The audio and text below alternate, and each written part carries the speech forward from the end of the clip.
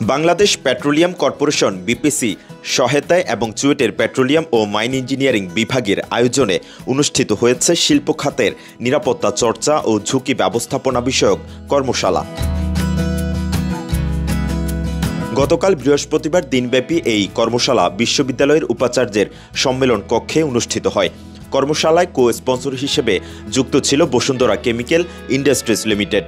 কর্মশালায় বক্তারা বলেন, শিল্প ও জ্বালানি খাতের যে কোনো প্রতিষ্ঠানকে নিরাপদে রাখতে হলে আন্তর্জাতিক মান বজায় রেখে পরিবেশ ও স্বাস্থ্যগত নিরাপত্তা নিশ্চিত করা জরুরি।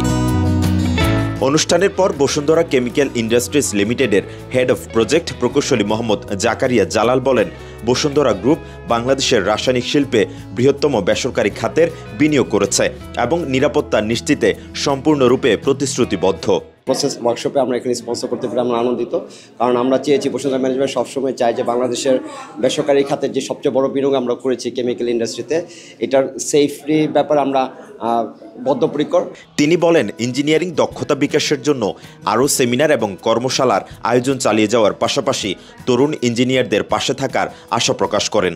দেশের ইঞ্জিনিয়ারদের আরও বেশি ডেভেলপ করার পিছনে আমাদের ম্যানেজমেন্টের অনেক বেশি পরিকল্পনা রয়েছে। দেশীয় ইঞ্জিনিয়ারদেরকে আরও বেশি ডেভেলপ করার চেষ্টা করব এবং এই খাতে বিনিয়োগ থাকবে এবং বেসরকারি খাতে এই বিনিয়োগগুলা কন্টিনিউ করবে আমাদের বসুন্ধরা গ্রুপের ম্যানেজমেন্টের পক্ষ থেকে, এবং আমরা চাই যে আরও সামনের দিনগুলোতে এই ধরনের অনুষ্ঠান আরও বেশি করে হোক। দেশের শিল্পাঞ্চলে সাম্প্রতিক কয়েকটি দুর্ঘটনা দেখিয়ে দিয়েছে অকুপেশনাল সেফটি এবং প্রসেস সেফটি এখনও অনেক প্রতিষ্ঠানে কাগজে কলমে সীমাবদ্ধ।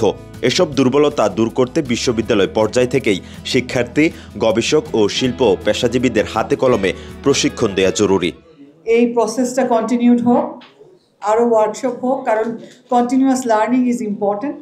আর সেফটি এমন একটা জিনিস যে বারে বারে মনে করায় দেওয়া খারাপ না। সো আমি সবাইকে শুভেচ্ছা জানাচ্ছি। টানা তৃতীয়বার অর্জন করেছে দেশের সেরা সুপার ব্র্যান্ড স্বীকৃতি বসুন্ধরা টিস্যু।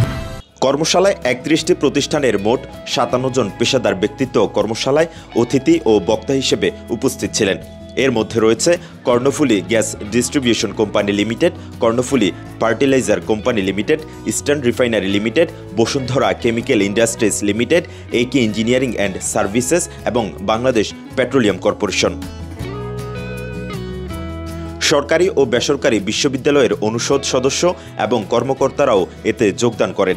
এছাড়াও বিভিন্ন বিশ্ববিদ্যালয়ের ৮৪ জন শিক্ষার্থী এবং নবীন স্নাতক এতে অংশ নেন।